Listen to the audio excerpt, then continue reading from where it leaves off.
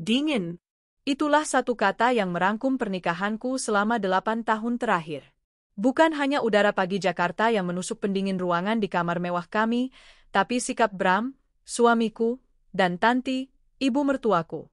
Bagi mereka, aku, Amira, adalah bayangan, pajangan yang diperlukan untuk status sosial, tapi tak pernah benar-benar dilihat.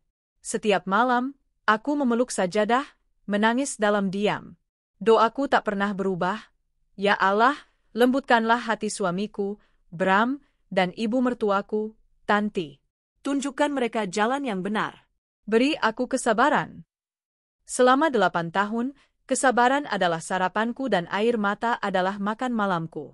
Bram sibuk dengan pekerjaan yang membuatnya pulang larut malam dengan aroma parfum wanita yang bukan milikku. Tanti sibuk dengan arisannya, menceritakan pada teman-temannya betapa ia mendambakan cucu, seolah-olah menuduhku mandul, padahal putranya sendiri jarang menyentuhku. Hingga suatu pagi, keajaiban yang kutunggu, atau lebih tepatnya, Fata Morgana, datang. Amira, sayang, suara Tanti terdengar aneh. Manis. Aku yang sedang menyiapkan sarapan, yang biasanya hanya akan dilewati oleh Bram, nyaris menjatuhkan piring. Aku menoleh. Tanti tersenyum di meja makan. Tersenyum. Kepadaku. Bram sudah duduk di sana, menatapku dengan tatapan yang berbeda. Bukan tatapan dingin menusuk yang biasa ia berikan, melainkan tatapan yang sulit kuartikan. Duduk, Mir, kata Bram. Jantungku berdebar. Apakah aku melakukan kesalahan? Apakah aku akan diceraikan? Aku duduk kaku. Tanganku berkeringat dingin di bawah meja. Kamu pasti lelah sekali mengurus rumah ini, Tanti memulai, tangannya terulur mengusap punggung tanganku. Aku terlonjak kaget. Sentuhan itu terasa asing, seperti es yang mencoba menghangat. Kami berdua?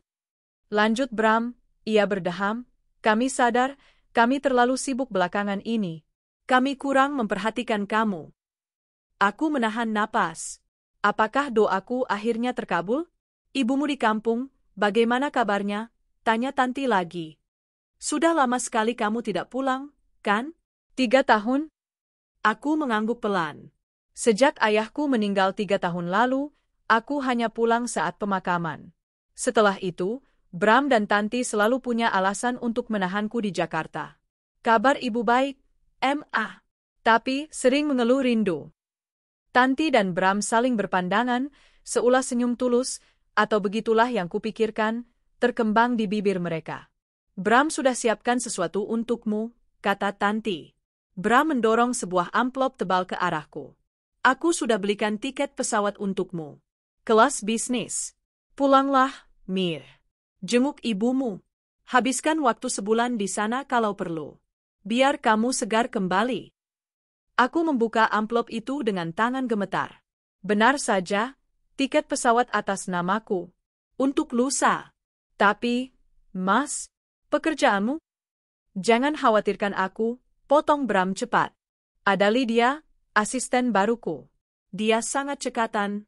Dia bisa mengurus semua jadwalku. Ah, Lydia. Nama yang sering kudengar dalam bisikan telepon Bram tengah malam.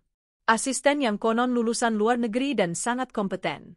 Dan untuk Mama, Tanti menimpali, Mama juga mau liburan. Mama mau ikut tur keliling Eropa. Sudah lama Mama ingin ke Spanyol. Spanyol? Tanyaku. Iya. Jadi, pas sekali, kan? Kamu pulang kampung, Mama liburan. Bram bisa fokus kerja? Kata Tanti, suaranya terdengar sangat riang. Bram mengangguk. Anggap saja ini hadiah atas kesabaranmu selama ini, Mir. Kami juga sudah transfer uang saku yang banyak ke rekeningmu. Beli apa saja yang ibumu mau, ya? Air mataku akhirnya jatuh. Tapi kali ini, bukan air mata kesedihan. Ini air mata haru.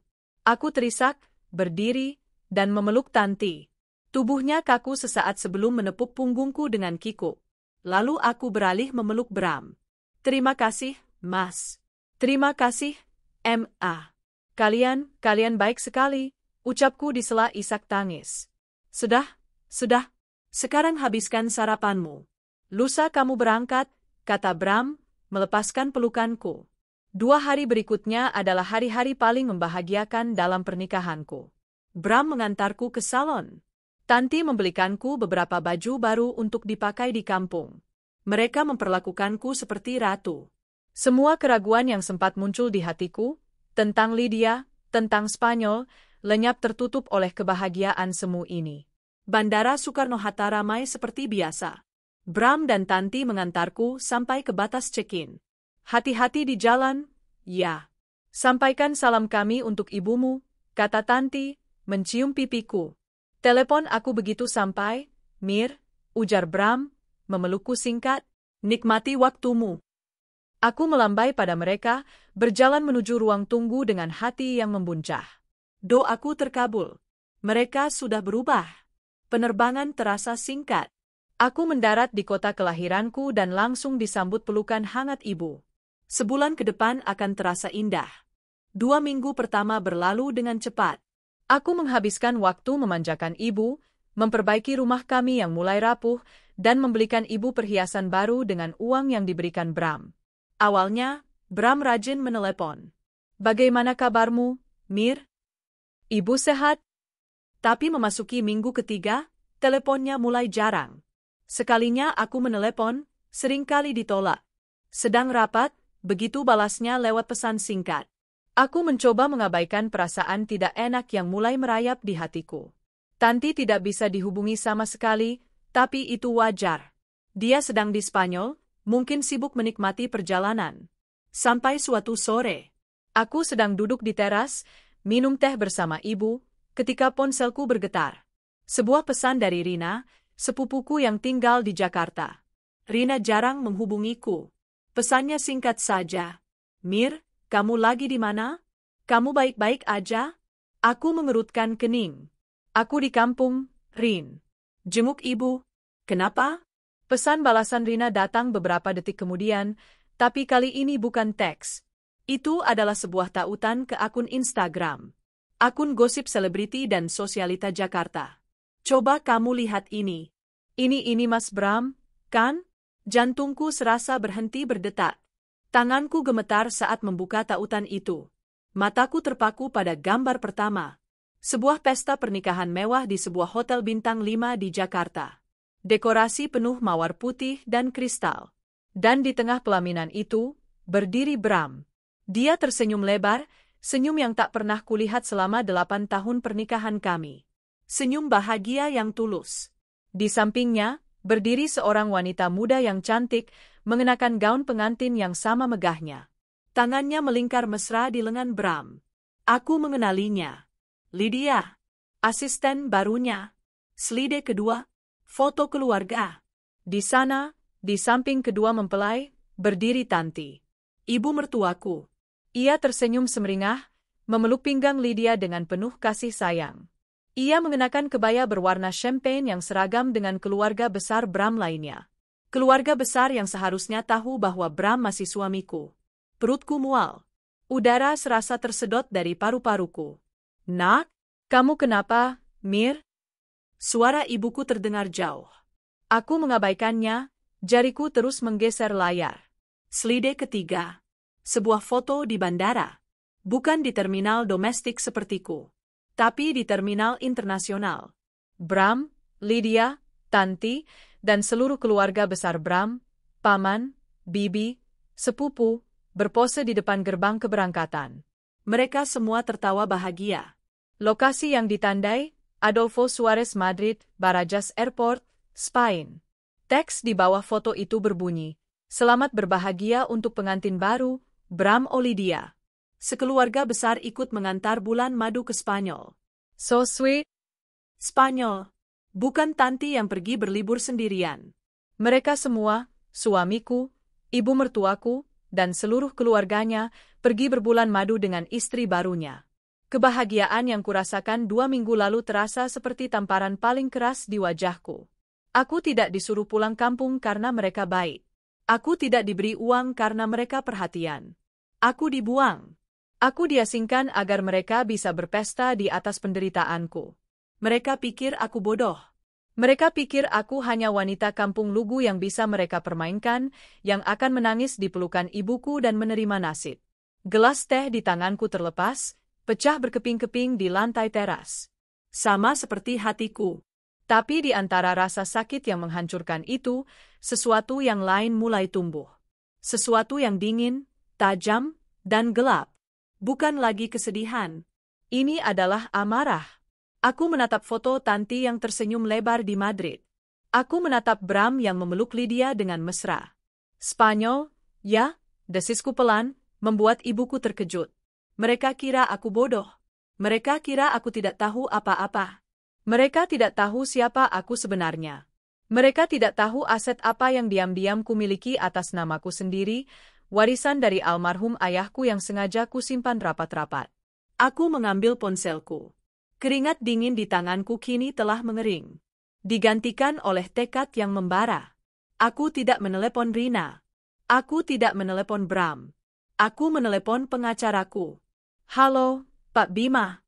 Saya Amira. Suaraku terdengar tenang, menakutkan, bahkan di telingaku sendiri. Saya punya pekerjaan untuk Anda. Siapkan surat gugatan cerai. Dan tolong, bekukan semua aset gabungan saya dengan Bram Hartono. Segera. Aku menutup telepon. Dan sekarang, gumamku sambil membuka aplikasi pemesanan tiket. Mari kita lihat seberapa romantis bulan madu kalian di Spanyol, saat semua kartu kredit kalian terblokir dan kalian tidak bisa pulang ke Indonesia. Mereka memulai permainan ini dengan kebohongan. Aku akan mengakhirinya dengan kehancuran mereka. Tentu, Pak Bima. Saya tunggu kabar Anda, kataku, menutup telepon. Ibuku masih menatapku ngeri, matanya tertuju pada pecahan gelas di lantai. Amira, ada apa, nak? Kamu membuat ibu takut. Aku berlutut, dengan tenang memunguti pecahan kaca satu persatu. Rasa sakit dari beling yang mungkin menggores tanganku tidak seberapa dibanding luka yang menganga di hatiku. Bram menikah lagi, Bu, kataku, suaraku rata. Tidak ada isakan. Tidak ada air mata. Hanya kekosongan yang dingin. Ibu terkesiap, tangannya menutup mulut. Astagfirullahaladzim. Kapan? Dengan siapa? Dengan asistennya. Lydia. 2 minggu lalu, aku meletakkan pecahan terakhir di atas nampan. Dan sekarang, dia, Lydia, Mama Tanti, dan seluruh keluarga besar Hartono sedang berbulan madu di Spanyol. Mereka membuang Amira ke sini supaya mereka bisa berpesta. Ibu terduduk lemas di kursi rotan. Ya Allah, nak. Terus kamu bagaimana? Aku berdiri. Aku menatap ibu, dan untuk pertama kalinya dalam 8 tahun, ibu melihat sosok yang berbeda di mataku. Bukan lagi Amira yang penurut, yang sabar, yang selalu mengalah. Yang ibu lihat adalah putri dari ayahnya. Ayahku, sebelum meninggal, adalah seorang pengusaha properti yang cerdik. Dia tidak pernah mempercayai keluarga Hartono sepenuhnya. Keluarga mereka itu licin, Mir, katanya malam sebelum akad nikahku. Cintailah suamimu, tapi jangan pernah bodoh. Pria bisa berubah, tapi sertifikat tanah tidak. Saat itu aku menertawakannya. Sekarang, aku bersyukur atas pandangan jauhnya. Amira akan baik-baik saja, Bu. Justru, mereka yang tidak akan baik-baik saja. Aku masuk ke kamar, membuka koperku. Bukan koper berisi baju yang dibelikan Tanti. Tapi koper lain yang selalu kusembunyikan di bawah ranjang, berisi dokumen-dokumenku. Bram dan Tanti mengira aku bodoh. Mereka mengira aku adalah istri simpanan yang bergantung pada uang bulanan mereka. Mereka salah besar. Mereka tidak tahu bahwa rumah mewah yang kami tinggali di Jakarta, rumah yang menjadi kebanggaan Tanti di depan teman-teman arisannya, bukanlah milik Bram. Rumah itu adalah hadiah pernikahan dari ayahku dan 100% atas namaku. Bram hanya menumpang. Mereka tidak tahu bahwa 40% saham di perusahaan ekspor-impor yang dibanggakan Bram sebenarnya adalah milikku. Itu adalah modal awal dari ayahku yang diberikan dengan perjanjian diam. Bram mengira dia pemilik mayoritas, padahal aku, melalui Pak Bima, adalah pemegang kunci. Mereka tidak tahu bahwa aku memiliki rekening bank terpisah, berisi warisan ayah, yang jumlahnya cukup untuk membeli 5 perusahaan Bram tanpa mencicil. Selama ini aku diam. Aku diam karena aku mencintai Bram. Aku diam karena aku masih memegang teguh janjiku sebagai seorang istri. Aku berharap doaku akan mengubah mereka. Ternyata, doa saja tidak cukup untuk melawan iblis. Ponselku bergetar lagi. Pesan dari Pak Bima. Surat gugatan cerai siap, Bu. Pembekuan aset gabungan berhasil dieksekusi 10 menit yang lalu. Semua kartu kredit gabungan dan rekening bersama atas nama Bram Hartono dan Amira Salsabila kini diblokir. Aku tersenyum tipis. Bagus. Tapi ini belum cukup. Membekukan rekening gabungan hanya akan menghentikan pengeluaran kecil mereka. Bram pasti masih memiliki akses ke rekening perusahaan untuk perjalanan semewah itu. Jari-jariku menari di atas layar. Aku tidak hanya membutuhkan pengacara. Aku butuh seseorang di Eropa. Aku membuka kontak yang kusimpan dengan nama Mawar Besi. Dia adalah teman lama ayahku, seorang wanita Indonesia yang mengelola biro investigasi swasta dan penyelesaian masalah yang berbasis di London dengan jaringan di seluruh Eropa. Aku meneleponnya. Halo, Tante Rosa? Ini Amira, putri almarhum Pak Handoko. Terdengar suara serak di seberang sana. Amira? Ya Tuhan, Nak. Sudah besar kamu. Ada apa? Suaramu terdengar seperti ayahmu saat akan menutup sebuah proyek. Tante, saya butuh bantuan. Di Madrid. Segera. Aku menceritakan semuanya. Singkat, padat, tanpa air mata. Aku memberinya nama hotel, daftar nama keluarga, dan nomor penerbangan mereka jika dia bisa melacaknya. Tante Rosa tertawa. Tawa yang dalam dan menakutkan. Oh, keluarga Hartono. Tante kenal Tanti. Wanita sombong yang suka pamer berlian palsu. Dengan senang hati, Amira. Apa yang kamu ingin Tante lakukan? Membuat mereka dideportasi? Menjebak mereka dengan tuduhan narkoba? Aku menggeleng, meski dia tidak bisa melihatku. Tidak, Tante. Itu terlalu mudah. Saya mau mereka sengsara. Saya mau mereka merasakan bagaimana rasanya terhina dan tidak punya apa-apa di negeri orang. Menarik, kata Tante Rosa. Tante suka. Beri Tante waktu 1 jam. Tante akan kirim tagihannya ke rekeningmu yang biasa. Terima kasih, Tante. Aku menutup telepon. Langkah pertama selesai. Pengacara sudah memblokir akses domestik mereka. Tante Rosa akan mengurus kekacauan di Spanyol. Sekarang, langkah kedua, menghancurkan sumber uang mereka. Aku menelepon Pak Bima lagi. Pak, tolong atur rapat umum pemegang saham luar biasa untuk PT Hartono Jaya Ekspor. Segera. Agenda, pencopotan Direktur Utama, Bram Hartono, atas dugaan penyelewengan dana perusahaan untuk kepentingan pribadi dan tindakan asusila yang mencoreng nama baik perusahaan. Tindakan asusila, Bu. Dia melakukan bigami, Pak. Dia menikahi sekretarisnya saat masih terikat pernikahan sah dengan saya. Saya punya buktinya. Akun gosip itu. Pak Bima terdiam sejenak. Bu Amira, ini langkah besar. Lakukan saja, Pak. Saya memegang 40% saham. Pak Wijaya, sahabat ayah, memegang 15%. Itu sudah 55%. Kita bisa mengambil alih perusahaan itu kapanpun kita mau. Baik, Bu. Akan saya laksanakan. Roda telah berputar. Mesin penghancur sudah kunyalakan. Aku kembali ke teras. Ibuku sedang sholat, mungkin mendoakanku. Aku duduk, menuang teh baru. Udara sore di kampung ini terasa sejuk. Jauh lebih sejuk daripada penthouseku di Jakarta yang terasa seperti neraka.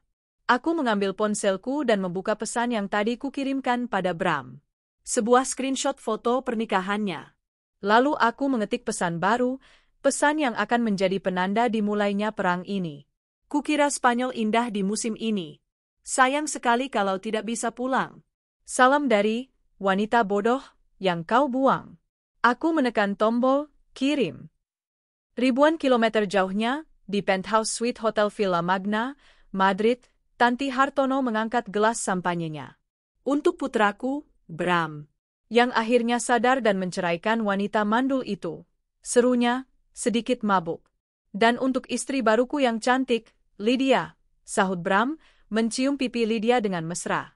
Seluruh keluarga besar, paman, bibi, dan sepupu, bersorak-sorai. Lydia tersenyum angkuh. Terima kasih sudah menerimaku, Ma. Aku janji akan memberikan mama cucu secepatnya. Tidak seperti Amira yang hanya bisa menghabiskan uang Mas Bram. Tentu saja, sayang, kata Tanti. Hanya kamu menantu mama satu-satunya. Wanita kampung itu? Anggap saja kecelakaan. Bram tertawa. Dia merasa seperti raja dunia. Dia berhasil menyingkirkan Amira dengan begitu mulus. Memberinya tiket pulang kampung dan sedikit uang saku adalah ide brilian. Amira pasti sedang menangis di pelukan ibunya, terlalu bodoh untuk menyadari apa yang terjadi. Nanti, setelah pulang dari Spanyol, dia akan mengirimkan surat cerai dan memberinya sedikit pesangon. Selesai. Mas, Lydia bergelayut manja. Besok kita jadi, kan, shopping di Calle de Serrano? Aku mau tas yang kemarin kita lihat itu. Tentu, sayang. Apapun untukmu, kata Bram. Besok kita habiskan seharian. Malamnya, kita makan di Diverexo, restoran bintang 3 Michelin itu. Pesta berlangsung meriah. Mereka tidak tahu, di lobi hotel, dua pria berjas rapi dari tim Tante Rosa baru saja selesai berbicara dengan manajer hotel. Mereka menyerahkan sebuah map berisi dokumen dan pergi dengan diam. Keesokan paginya, neraka dimulai. Bram, Lydia, Tanti, dan rombongan keluarga keluar dari hotel, siap untuk berbelanja. Sebuah van mewah yang sudah mereka sewa seharusnya menunggu. Tapi van itu tidak ada. Ada apa ini? Gerutu Tanti. Sopirnya mana? Bram menelepon layanan sewa mobil. Apa? Dibatalkan? Siapa yang membatalkan? Saya tidak pernah membatalkan, bentaknya.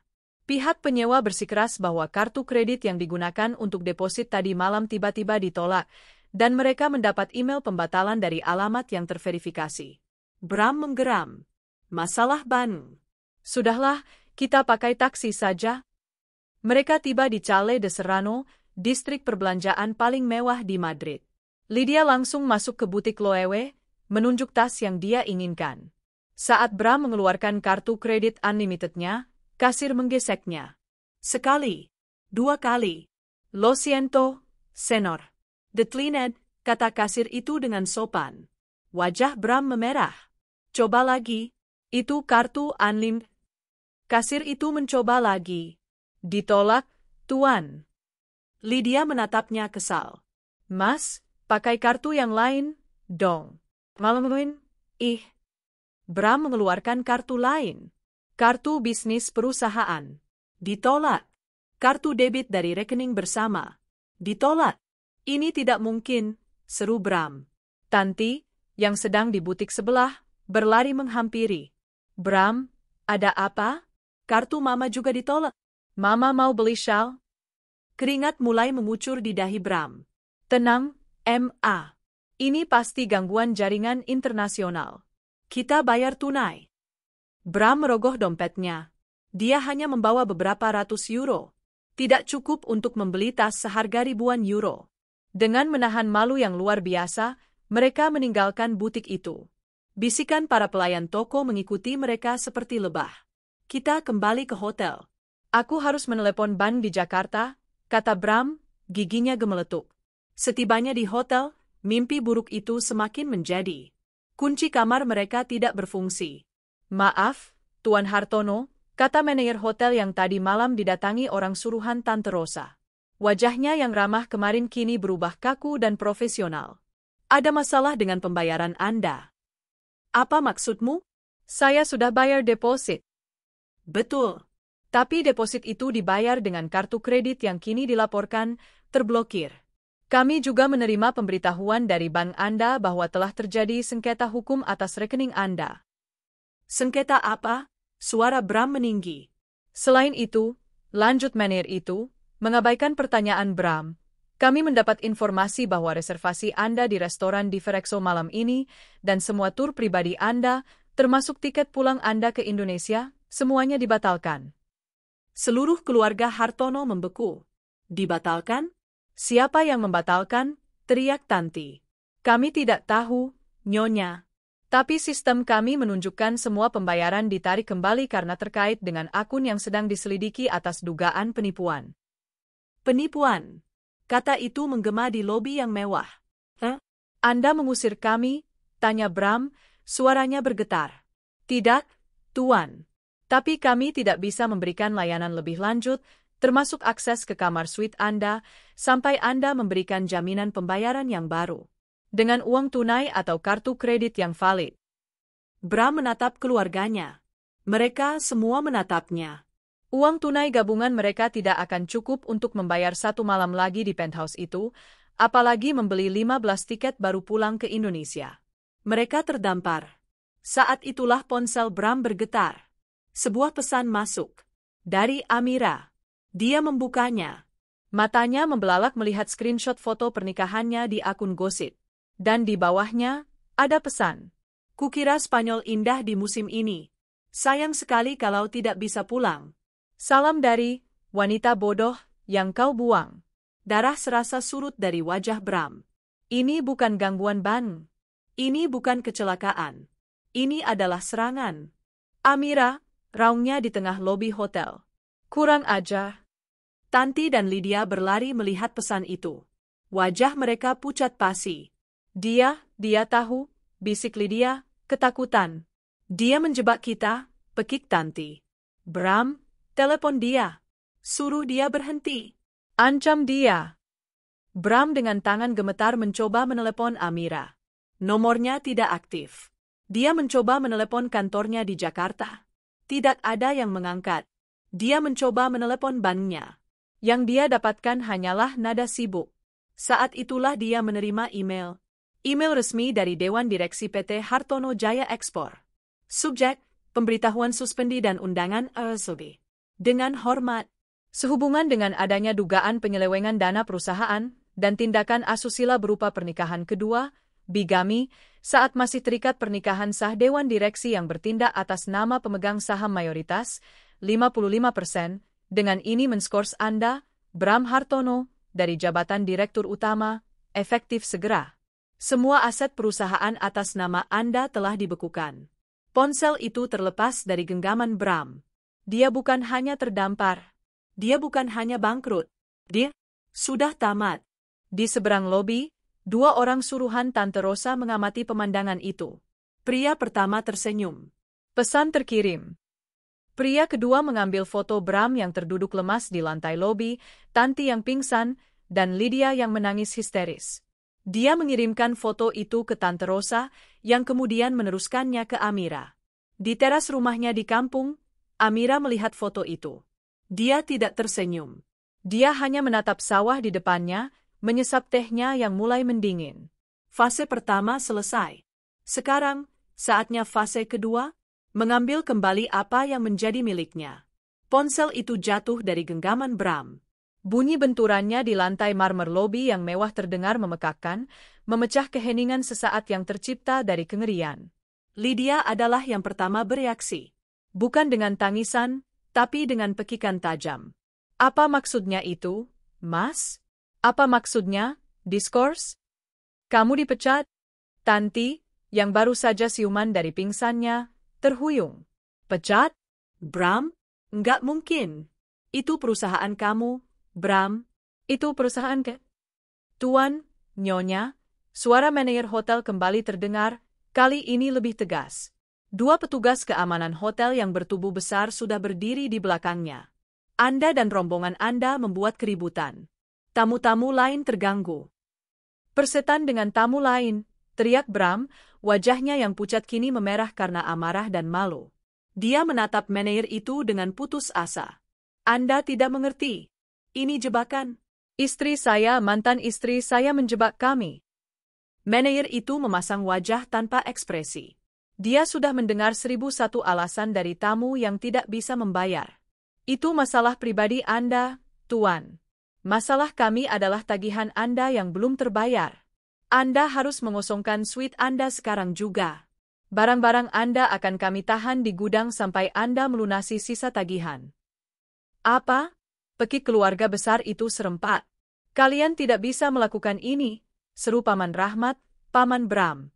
Paspor kami ada di kamar. Baju-baju kami. Anda bisa mengambil barang-barang pribadi penting Anda, seperti paspor dan dompet, di bawah pengawalan, kata manajer itu. Tapi koper-koper mewah, belanjaan, dan barang berharga lainnya akan kami sita sebagai jaminan. Ini adalah penghinaan puncak. 1 jam kemudian, pemandangan paling memalukan dalam sejarah keluarga Hartono terjadi. 15 orang, yang kemarin pagi masih tertawa-tawa di penthouse mewah, kini berdiri di trotoar Calle de Serrano. Dikeluarkan secara paksa dari hotel, hanya membawa tas tangan dan paspor mereka. Koper-koper berisi baju ganti, oleh-oleh, dan semua belanjaan Lydia, disita. Mereka berdiri di jalanan Madrid yang ramai, di depan butik-butik mewah, tampak seperti rombongan pengungsi. Jadi, apa rencananya, Bram? Desis Paman Rahmat, matanya menyiratkan amarah. Kami ikut kamu ke sini karena kamu janji liburan mewah gratis. Sekarang kami terdampar. Bagaimana kami pulang? Semua mata tertuju pada Bram. Bram menelan ludah. Harga dirinya hancur. Aku akan coba hubungi kedutaan. Hubungi kedutaan, cibir Lydia, suaranya gemetar karena marah. Bilang apa? Halo, kami rombongan orang bodoh yang ditipu istri pertama. Kamu sudah gila, Mas? Nama kita akan hancur di seluruh Jakarta. Lalu kamu mau apa, Lydia? Bentak Tanti, melampiaskan frustrasinya. Ini semua gara-gara kamu. Gara-gara kamu gatal merebut suami orang, sekarang kita semua kena getahnya. Perempuan pembawa sial. Saya? Lydia tidak terima. Tante yang paling semangat menyuruh Mas Bram menceraikan Amira. Tante yang bilang Amira itu bodoh dan mandul. Sekarang Tante salahkan saya?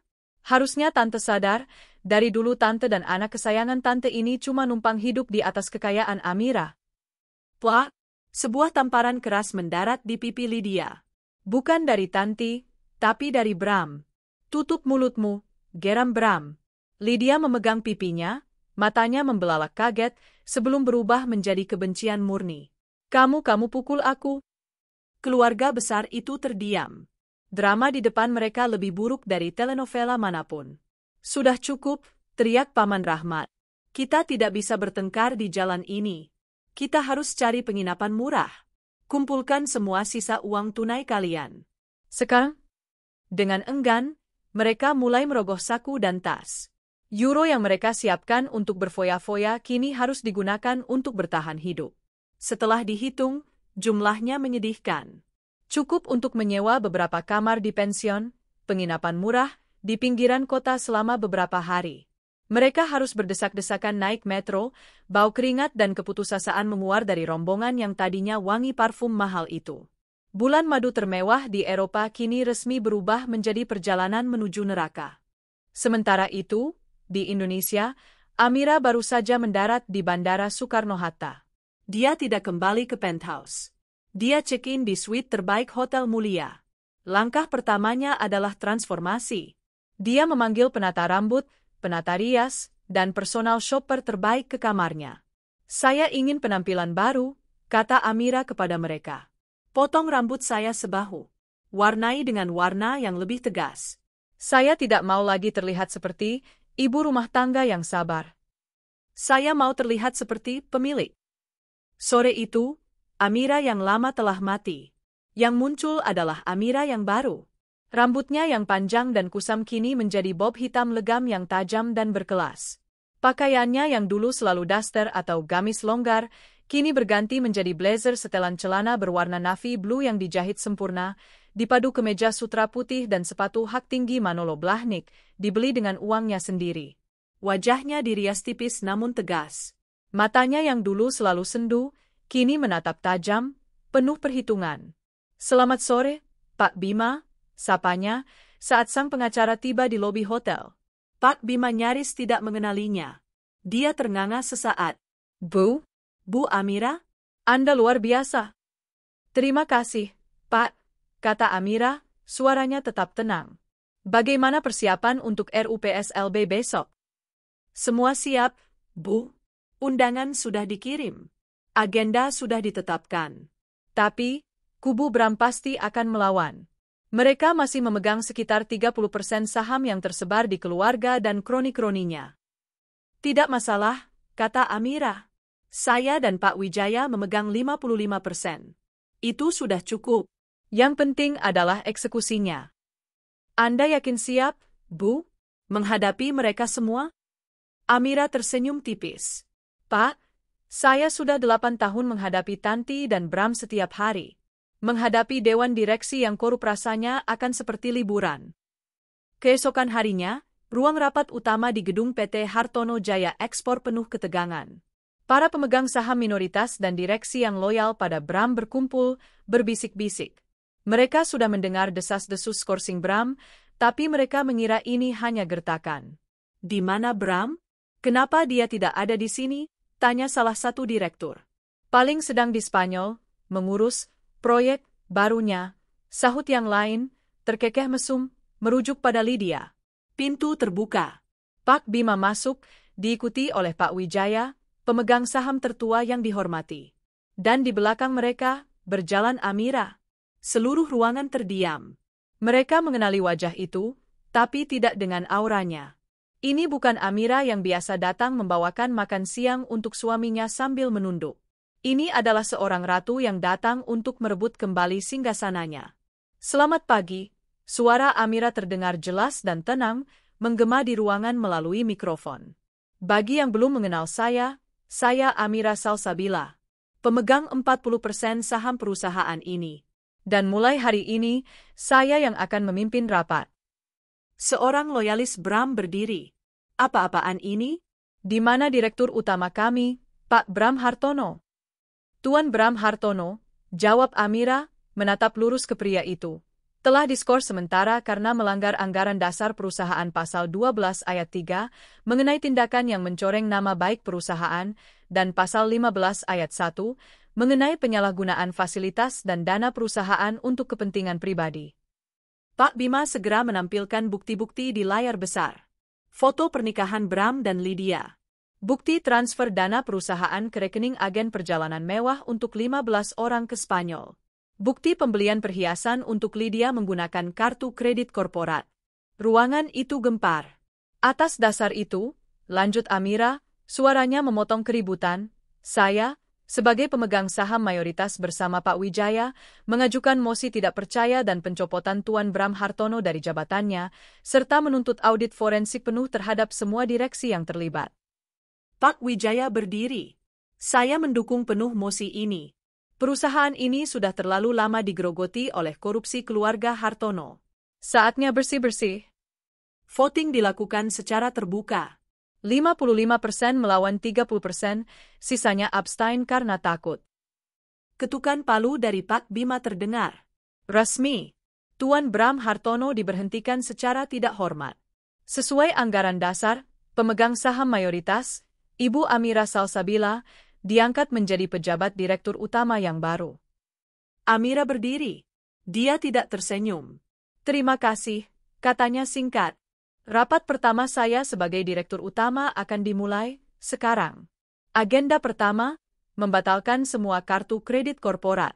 Agenda kedua, mengganti seluruh tim keuangan. Agenda ketiga, mengirimkan surat tagihan resmi ke Tuan Bram Hartono untuk semua kerugian perusahaan. Anda semua yang ada di ruangan ini, matanya menyapu para direksi yang pucat. Silakan kembali ke meja Anda. Tim audit akan menemui Anda satu persatu. Pesan itu jelas, era Bram sudah berakhir. Era Amira baru saja dimulai. Di Madrid, di sebuah kamar pensiun yang pengap dan berbau jamur, 15 orang itu berdesakan. Mereka baru saja menghabiskan sarapan, roti basi dan kopi encer. Ponsel Bram, yang kartunya masih bisa menerima email via wifi hostel yang lambat, bergetar. Itu email dari HRD perusahaannya. Subjek, pemberitahuan pemutusan hubungan kerja, PHK. Bram membacanya dengan tangan gemetar. Diberhentikan secara tidak hormat. Hasil RUPSLB. Diangkat Direktur Utama baru, Amira Salsabila. Tidak. Erang Bram, suaranya lirih. Tanti merebut ponsel itu. Matanya membelalak. Dia mengambil perusahaan? Perempuan itu mengambil perusahaan kita. Itu bukan perusahaan kita, Emma, teriak Bram, akhirnya meledak dalam frustrasi. Itu perusahaan Amira. Warisan ayahnya. Aku hanya menjalankannya. Dan sekarang dia mengambilnya kembali. Pengakuan itu menghantam Tanti dan Lydia seperti bom. Apa? Bisik Lydia. Jadi, selama ini, rumah itu, perusahaan itu, semua punya Amira? Bram mengangguk, malu. Lydia tertawa. Tawa yang kering dan histeris. Jadi aku ini pelakor, merebut suami yang ternyata tidak punya apa-apa? Aku meninggalkan karierku untuk seorang gembel. Jaga mulutmu, bentak Tanti. Faktanya begitu, kan? Jerit Lydia. Kita semua terdampar di sini. Kita tidak punya uang. Kita tidak punya rumah untuk pulang. Kita tidak punya apa-apa. Bram menunduk. Dia melihat pantulan dirinya di cermin kamar yang retak. Pria yang hancur. Saat itulah ponselnya bergetar lagi. Sebuah email baru. Bukan dari perusahaan. Dari Pak Bima. Subjek, somasi pengosongan aset dan surat panggilan sidang cerai. Kepada YTH. Tuan Bram Hartono. Mewakili klien kami, Ibu Amira Salsabila, pemilik sah sertifikat hak milik, SHAM, nomor 10. Atas properti di alamat penthouse mewah, kami memerintahkan Anda dan keluarga Anda untuk mengambil barang-barang pribadi Anda dalam waktu 2x24 jam dari kedatangan Anda di Indonesia, jika Anda bisa datang, sebelum kami membuang sisanya. Terlampir adalah gugatan cerai dengan tuntutan. Bram tidak sanggup membaca lanjutannya. Dia tidak hanya kehilangan perusahaan. Dia tidak hanya terdampar. Dia baru saja kehilangan rumahnya. Amira tidak hanya membuatnya sengsara di Spanyol. Amira telah menghapusnya dari kehidupannya sendiri. 3 hari. 3 hari telah berlalu sejak mereka diusir dari hotel mewah. 3 hari terasa seperti 3 tahun di dalam kamar pension yang pengap di distrik Lavapiés, Madrid. Kamar yang mereka sewa, 3 kamar kecil untuk 15 orang, dibayar dengan sisa-sisa uang tunai euro yang berhasil dikumpulkan. Cat di dinding kamar mengelupas. Bau jamur bercampur dengan bau keringat dan ketakutan. Uang itu habis pagi ini. Sarapan mereka, roti keras yang dibeli dari supermarket diskon kemarin, sudah habis. Perut mereka keroncongan, tapi yang lebih keroncongan adalah harga diri mereka. Tok, tok, tok. Gedoran keras di pintu kamar Bram, Tanti, dan Lydia, mereka terpaksa berbagi satu kamar, membuat ketiganya terlonjak. Abrelapur. Pagar ahora. Suara pemilik pension, seorang pria Spanyol gemuk dengan wajah galak, terdengar tak sabar. El dinero. Donde está el dinero? Lydia membenamkan wajahnya ke bantal yang berbau apek, menangis. Tanti gemetar di sudut, bibirnya pucat. Bram, dengan mata merah kurang tidur, beringsut ke pintu. Un momento, por favor. Kata Bram, mencoba mengingat sisa-sisa pelajaran bahasa Spanyol dari film. Pintu terbuka. Pria itu menatapnya marah. Dinero. Money. You pay, or you go. Nah. Aku sedang menunggu transfer.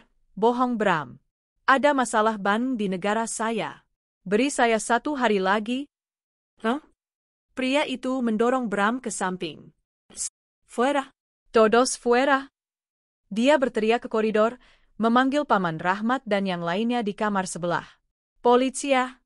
Vau alamar a la policia. Polisi. Saya akan panggil polisi.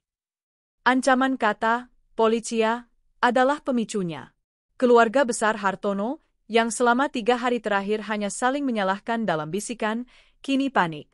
Mereka tidak punya visa untuk tinggal tanpa hotel. Jika polisi terlibat, mereka bisa dideportasi, atau lebih buruk lagi, ditahan. Paman Rahmat adalah yang pertama bertindak. Dia sudah muak. Bram, teriaknya dari pintu kamarnya. Sudah cukup. Gara-gara kamu, kami semua jadi gelandangan. Dia menoleh ke keluarganya yang lain. Semuanya, ambil paspor kalian. Kita tinggalkan mereka. Kita ke kedutaan. Kita urus masalah kita sendiri. Paman, jangan, cegah Bram. Kita harus tetap bersama. Bersama kamu? Paman Rahmat tertawa sinis. Lihat dirimu. Kamu sudah menghancurkan kami. Kami akan bilang di kedutaan bahwa kami adalah korban penipuan kamu. Mungkin mereka mau membantu kami jika kami memisahkan diri darimu. Benar, sahut seorang bibi. Aku tidak mau terlibat urusan perusahaanmu. Ini masalahmu, Bram, bukan masalah kami. Satu persatu, rombongan keluarga besar itu, paman, bibi, dan para sepupu, mengambil tas tangan mereka yang tersisa dan bergegas menuruni tangga. Mereka meninggalkan Bram, Tanti, dan Lydia di koridor yang remang-remang itu. Tunggu, jangan tinggalkan kami, raung Tanti. Tapi mereka tidak menoleh. Pemilik pension, melihat 3 orang yang tersisa ini jelas tidak punya uang, mendorong mereka dengan kasar keluar dari pintu depan dan melemparkan tas mereka ke trotoar. Bruk, pintu pension itu dibanting dan dikunci. Bram, Tanti, dan Lydia kini resmi menjadi gelandangan. Mereka bertiga berdiri di jalanan Lava Pies yang ramai. Orang-orang berlalu lalang, tidak peduli. Aroma paella dari restoran di seberang jalan membuat perut Tanti berbunyi keras, sebuah penghinaan yang menambah penderitaan. "Jed, sekarang apa, Mas?" desis Lydia, air matanya sudah kering, digantikan tatapan kosong.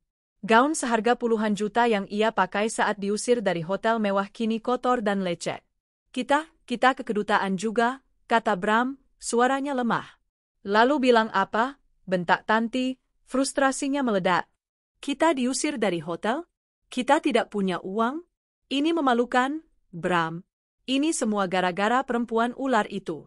Amira, dia pasti sedang tertawa di Indonesia. Dan itu semua karena kamu tidak becus," balas Lydia, tak mau kalah. "Kamu bilang dia bodoh. Kamu bilang dia penurut. Ternyata dia serigala berbulu domba, dan kamu, Mas Bram, kamu domba yang bodoh. Kamu memberikan segalanya pada dia. Jaga mulutmu, pelakor." "Pelakor? Aku pelakor dari seorang gembel." "Kamu?" "Diam," teriak Bram, begitu keras hingga beberapa pejalan kaki menoleh. "Kalian berdua diam. Bertengkar tidak akan membuat kita bisa makan." Dia terduduk di trotoar yang kotor, kepalanya terkubur di antara kedua tangannya. Pria yang 2 minggu lalu menjadi raja di Jakarta, kini tak lebih dari pengemis di Madrid. Mereka tidak tahu, di seberang jalan, salah satu mata-mata Tante Rosa mengambil foto mereka. Foto itu segera terkirim melintasi benua. Di Jakarta, Amira melihat foto itu di tabletnya. Dia sedang duduk di kursi kulit yang dulu diduduki Bram. Kursi direktur utama. Ruangan itu telah dibersihkan. Semua foto Bram dan piala-piala golfnya yang tidak berguna telah dibuang. Digantikan dengan anggrek putih segar dan layar monitor yang menampilkan data pasar real-time. Amira mengenakan power suit berwarna merah marun. Riasannya sempurna. Dia menatap foto 3 orang yang menyedihkan di trotoar Madrid itu tanpa ekspresi. Dia tidak merasakan kepuasan. Dia tidak merasakan kasihan. Dia hanya merasakan penutupan. "Bu Direktur," suara sekretaris barunya, seorang profesional parubaya yang efisien, terdengar dari interkom. "Tim audit forensik dari Ernst & Young sudah tiba. Suruh mereka masuk." 3 orang auditor berwajah serius masuk, membawa koper-koper berisi laptop. Amira sudah menyewa firma audit eksternal terbaik, bukan auditor internal yang pasti sudah diamankan oleh Bram. "Selamat pagi, Bu Amira," sapa pemimpin tim. "Kami siap mulai. Apa arahan spesifik Anda?" Amira mencondongkan tubuhnya. "Selamat pagi. Arahan saya sederhana. Saya tahu Tuan Hartono menggunakan dana perusahaan untuk berlibur." Matanya menatap tajam. "Saya mau tahu apa lagi yang dia curi." "Curi, Bu?" "Jangan salah," kata Amira, suaranya dingin. "Ini bukan lagi audit biasa. Ini adalah investigasi kriminal. Telusuri setiap faktur, setiap transfer, setiap vendor selama 5 tahun terakhir. Cari perusahaan cangkang, cari info palsu, cari rekening luar negeri. Saya yakin dia tidak bermain sendirian. Cari siapa saja direksi yang ikut menikmati. Dan jika kami menemukannya, beri saya laporannya," kata Amira. "Saya akan menyerahkannya sendiri ke Kejaksaan Agung." Para auditor itu mengangguk, sedikit gentar melihat ketegasan wanita di depan mereka. Ini bukan istri yang teraniaya. Ini adalah bos besar. Selama 48 jam ke depan, Amira bekerja tanpa lelah. Dia memimpin rapat maraton, membedah setiap departemen. Dia menemukan begitu banyak inefisiensi, begitu banyak proyek titipan dari kroni-kroni Bram. Dia memecat 5 kepala departemen yang terbukti korup pada hari pertamanya. Dia mempromosikan seorang manajer muda yang cerdas namun selama ini ditekan karena tidak mau menjilat. Karyawan yang tadinya bergosip, kini bekerja dengan ketakutan sekaligus kekaguman. Perusahaan yang tadinya lesu, kini berdetak dengan ritme yang baru. Ritme Amira. Di hari ketiga, dia meninggalkan kantor dan pergi ke penthouse. Rumahnya. Pak Bima sudah menunggunya di lobi. Sudah siap, Bu? Tentu. Mereka naik ke atas. Pintu terbuka. Rumah itu terasa asing. Masih ada aroma parfum Lydia yang tertinggal di ruang tamu. Foto pernikahan besar Bram dan Amira yang dulu tergantung di dinding, kini sudah diturunkan, bersandar menghadap tembok. Saya sudah panggil jasa mover profesional, Bu. Sesuai instruksi Anda. Bagus. Amira berjalan ke kamar utama. Lemari pakaian raksasa terbuka. Pakaian-pakaian Bram yang mahal. Jam-jam tangan mewah koleksinya. Sepatu-sepatu Lydia yang bertebaran. Kamar Tanti juga, Pak, perintah Amira. Saya mau setiap helai benang milik Bram Hartono dan Tanti Hartono keluar dari rumah ini. Kemas dalam boks kardus. Kirim dan simpan di gudang sewaan paling murah di Jakarta Utara. Biarkan mereka yang ambil sendiri nanti, jika mereka bisa pulang. Para pekerja mulai bergerak, cepat dan efisien. Amira berdiri di balkon raksasa, menatap Jakarta yang bermandikan cahaya senja. 8 tahun dia berdiri di sini, merasa kecil dan sendirian. Malam ini, dia berdiri di sini sebagai pemilik. Ponselnya berdering. Pemimpin tim audit. Bu Amira. Kami menemukannya. Menemukan apa? Jauh lebih buruk dari yang kita duga.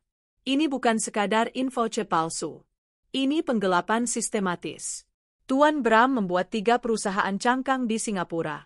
Selama 4 tahun terakhir, dia mengalihkan hampir 30% dari laba bersih perusahaan ke rekening-rekening itu. Dia tidak hanya mencuri dari perusahaan, Bu. Dia mencuri langsung dari Anda sebagai pemegang saham. Amira memejamkan mata. Skala pengkhianatan itu, berapa totalnya? Auditor itu menyebutkan sebuah angka. Angka yang membuat Amira mual. Ratusan miliar rupiah. Dia merampok warisan ayah saya, desis Amira. Apa yang harus kami lakukan, Bu? Amira membuka matanya. Api neraka menyala di dalamnya. Selesaikan laporannya malam ini juga. Besok pagi, saya, Anda, dan Pak Bima akan pergi ke gedung bundar. Kita tidak hanya akan membuatnya bangkrut, kita akan membuatnya jadi buronan. Di Madrid, malam telah tiba. Udara musim gugur mulai terasa dingin menusuk tulang. Bram, Tanti, dan Lydia telah berjalan kaki berkilo-kilometer ke Kedutaan Besar Republik Indonesia. Hasilnya, bencana. Mereka bertemu dengan atase imigrasi yang mendengarkan cerita mereka, versi yang sudah diedit, dengan wajah simpatik namun tegas. Maaf, Pak Bram, kata petugas itu. Kami tidak bisa menggunakan dana negara untuk membelikan 15 tiket pulang kelas bisnis untuk rombongan Anda. Saya tidak minta kelas bisnis, bentak Bram, menahan malu. Apa saja? Ekonomi. Kargo kalau perlu. Bukan itu intinya. Ini masalah sipil. Utang piutang hotel, kartu kredit diblokir. Itu di luar yurisdiksi kami.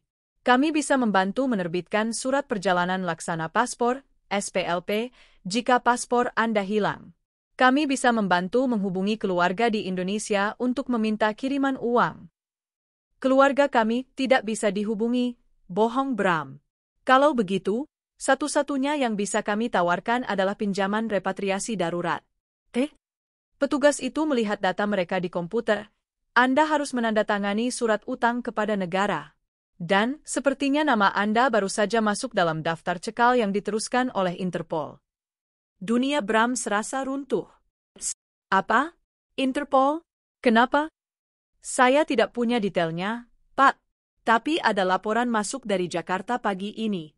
Dugaan penipuan dan penggelapan dana skala besar. Anda teridentifikasi Red Notice.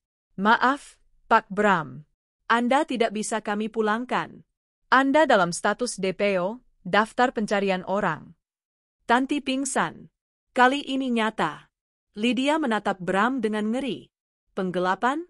Red Notice? Dia mundur selangkah. Mas, kamu kriminal? Bram tidak bisa menjawab. Dia gemetar hebat. Petugas kedutaan tidak bisa menahan mereka. Tapi mereka juga tidak bisa membantu.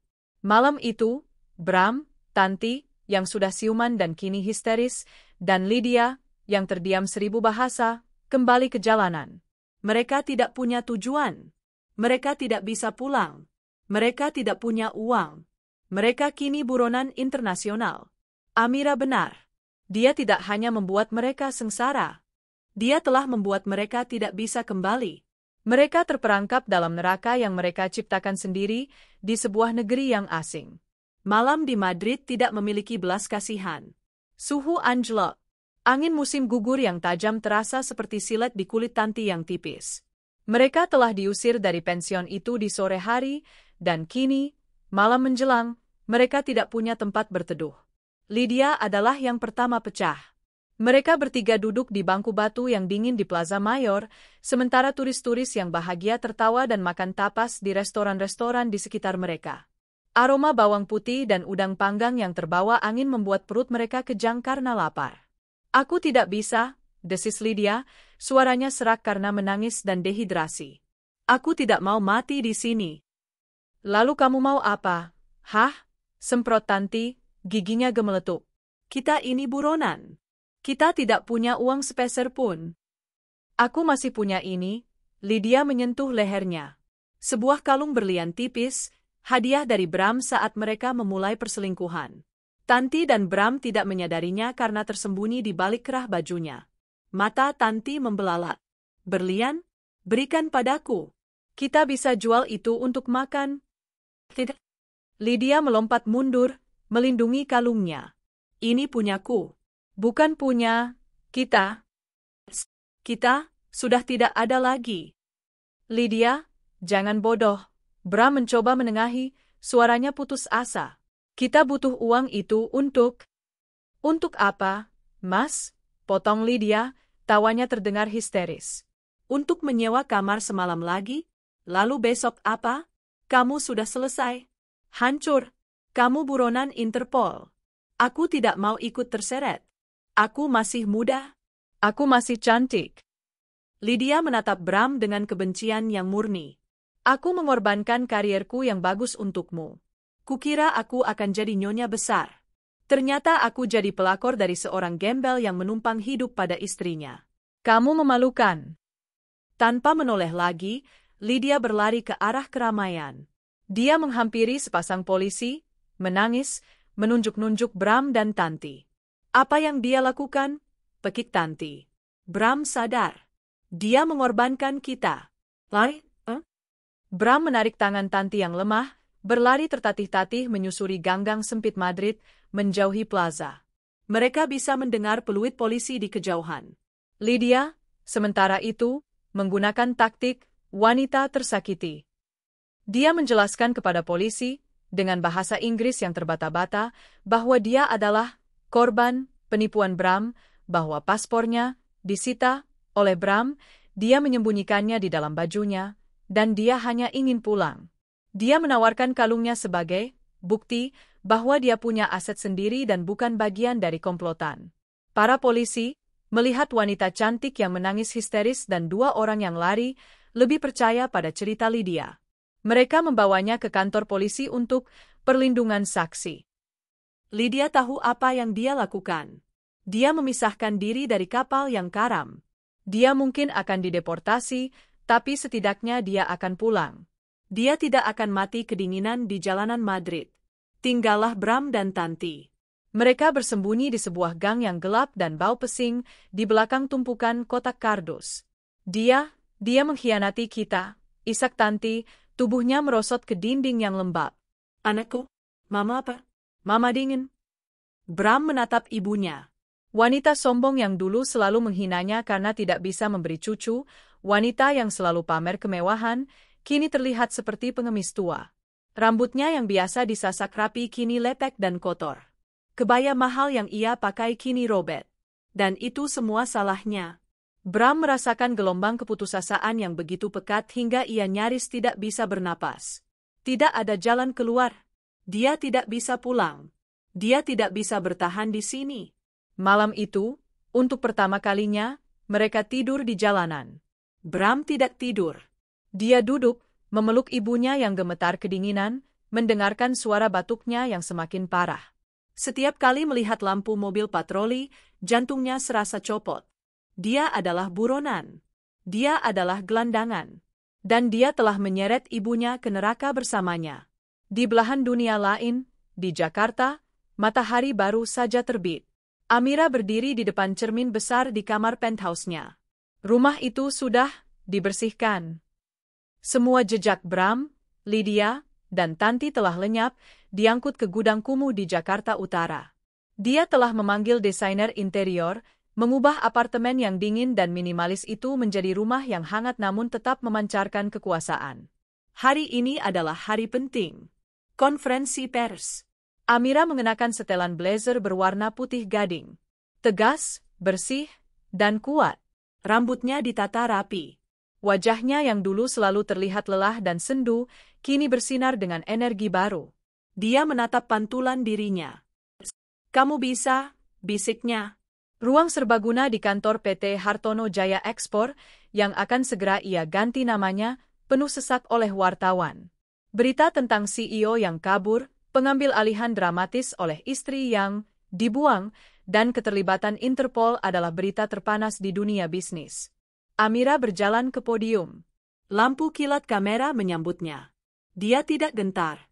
Selamat pagi, sapanya, suaranya tenang dan jelas, memenuhi ruangan.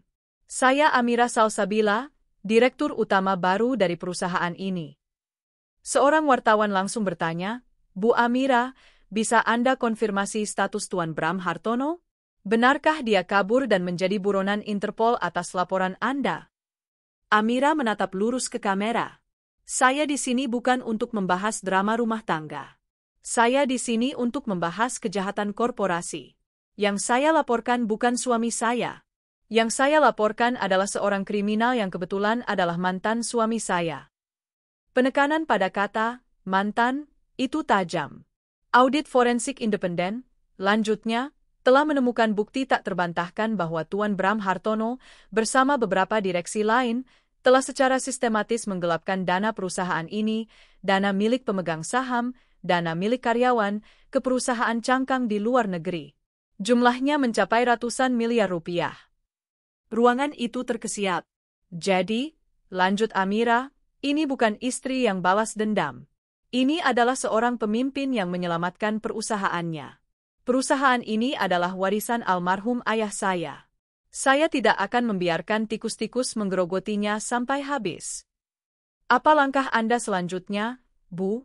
Tanya wartawan lain. Langkah saya jelas, kata Amira. Pertama, membersihkan manajemen. Sudah selesai.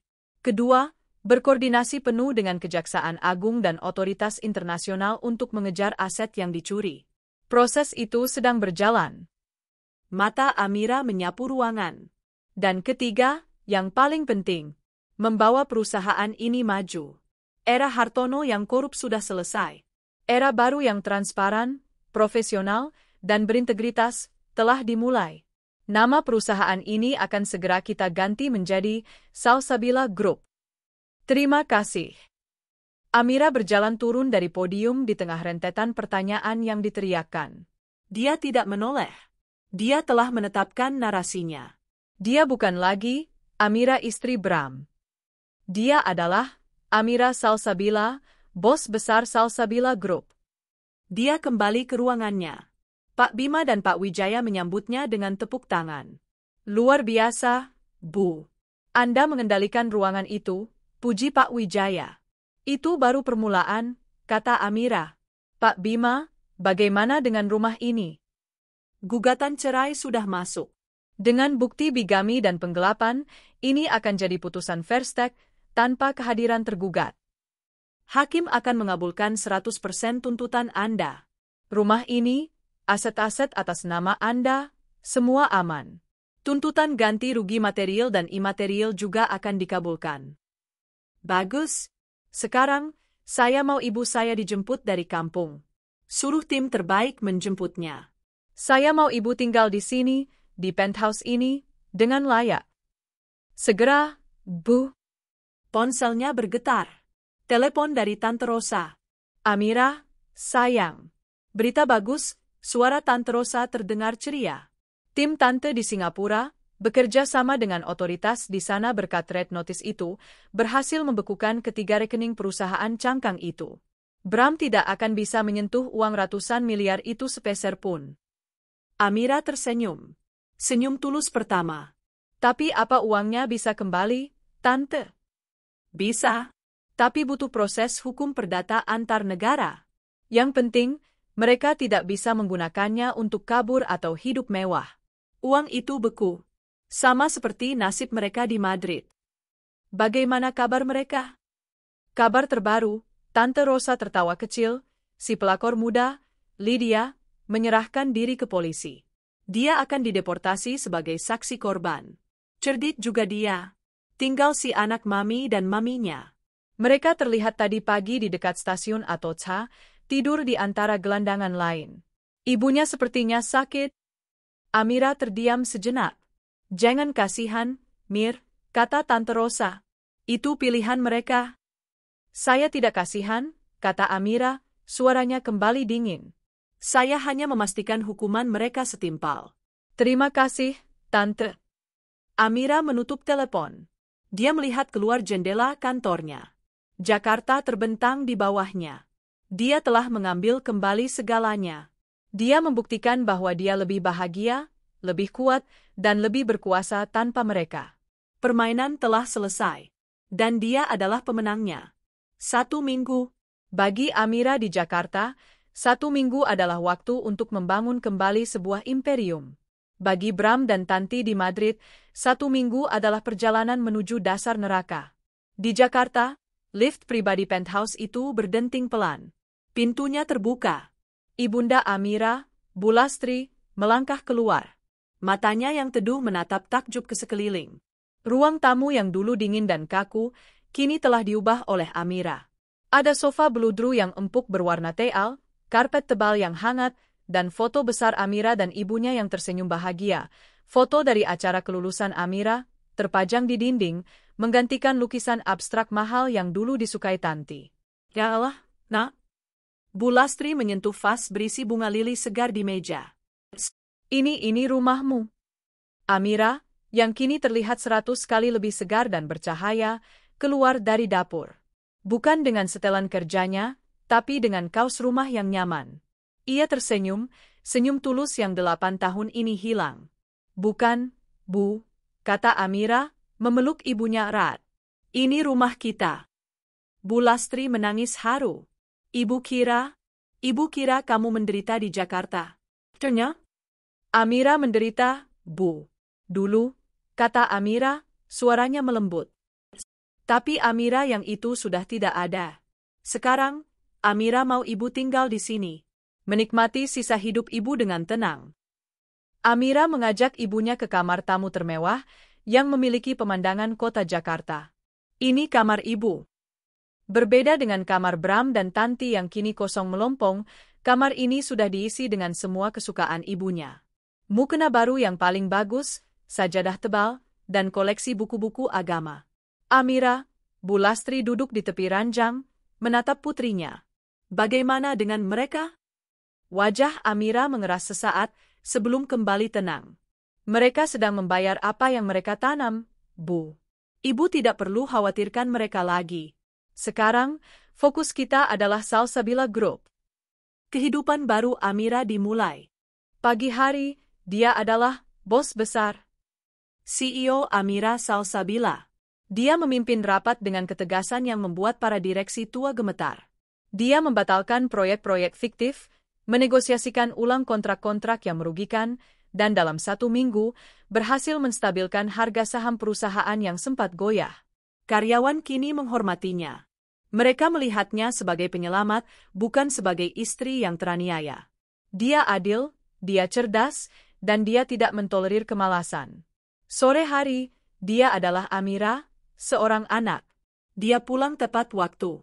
Dia akan minum teh di balkon bersama ibunya, mendengarkan cerita-cerita lama, atau terkadang, dia sendiri yang memasak makan malam.